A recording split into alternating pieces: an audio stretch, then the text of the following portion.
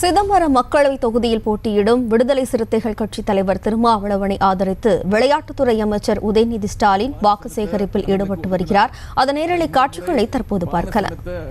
நாம பிரபலப்படுத்துறோமோ இல்லையோ, இதே அவங்க நம்ம சும்மா கேட்டு கொடுத்திருந்தா கூட ஒரே நாள் செய்தி போயிருக்கோம். பிரேக்கிங் நியூஸ் நம்முடைய தமிழ் சேனல்ல தமிழ் செய்திகள்ல வந்து முடிஞ்சிருக்கும். ஆனா இது இவ்வளவு பெரிய மிகப்பெரிய சட்ட போராட்டம் ஆக்கினதுனால இன்னைக்கு இந்த பானை சின்னம் நேஷனல் நியூஸ் வரைக்கும் போயிருச்சு. ஆங்கில தொலைக்காட்சிகள், இந்தி தொலைக்காட்சிகள்லாம் இந்த பானை சின்னத்தை பத்தி தான் பேசிக்கிட்டு இருக்காங்க.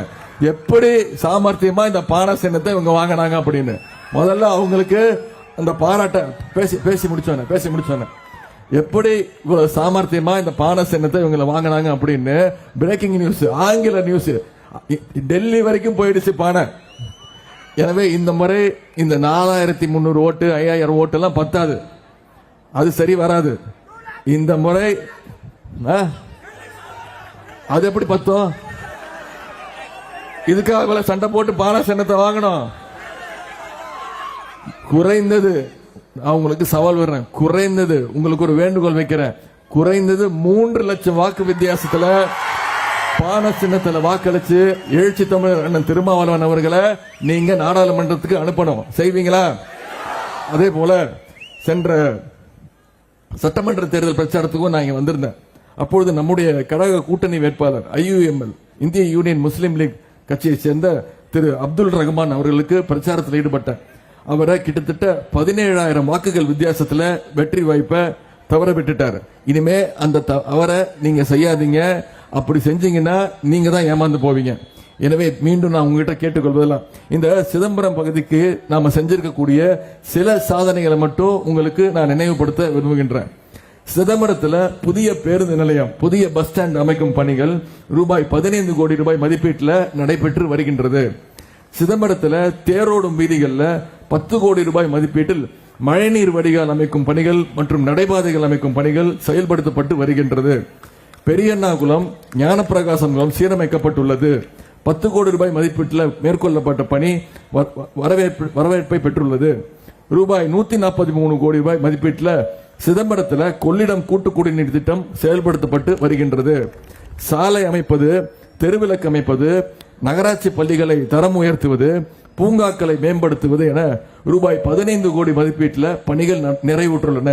இதே போல ரூபாய் 47 கோடி ரூபாய் மதிப்பீட்டில் இம்மாதிரியான பல பணிகள் தற்பொழுது நடைபெற்று வருகின்றன.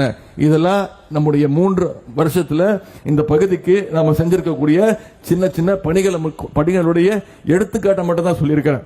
அதே போல இந்த சிதம்பரம் நகராட்சியில் மட்டும் ரூபாய் 15 கோடி மதிப்பீட்டில் பல்வேறு பணிகள் முடிக்கப்பட்டுள்ளன. 47 கோடி ரூபாய் மதிப்பீட்டில் பணிகள் நடைபெற்று வருகின்றன. 42 கோடி ரூபாய் மதிப்பீடான பணிகளுக்கு ப்ரப்போசல் வழங்கப்பட்டுள்ளன. அந்த பணிகள்லாம் விரைவில் துவங்க இருக்கின்றன. இதெல்லாம் நம்ம செஞ்சிருக்கக்கூடிய சாதனைகள். இப்போ இந்த சிதம்பரம் பகுதிக்கான வாக்குறுதிகளை நான் கொடுக்கிறேன். உங்களுக்கு தெரியும், முத்தமிழ் டாக்டர் கலைஞர் அவர்கள் எப்பவுமே தேர்தல் வரும்பொழுது தேர்தல் அறிக்கை வெளியிட்டு சொல்வார், சொல்வதை செய்வோம், செய்வதைத்தான் சொல்வோம்னு செஞ்சு காட்டின தலைவர் முத்தமிழர் டாக்டர் கலைஞர் அவர்கள். உங்களுக்கு தெரியும், அவர் வழியில் வந்த அவருடைய மகன் திரு முத்துவேல் கருணாநிதி ஸ்டாலின் அவர்களும் கண்டிப்பா சொல்வதை செய்வார், செய்வதைத்தான் சொல்வார். அவர் கொடுத்திருக்கக்கூடிய வாக்குறுதி, சிதம்பரம் நகரில் முக்கிய பகுதிகளில் ரூபாய் 23 கோடி மதிப்பீட்டில் மழைநீர் வடிகால் அமைக்கும் பணிகள் அமைக்க விரைந்து முடிக்கப்படும்.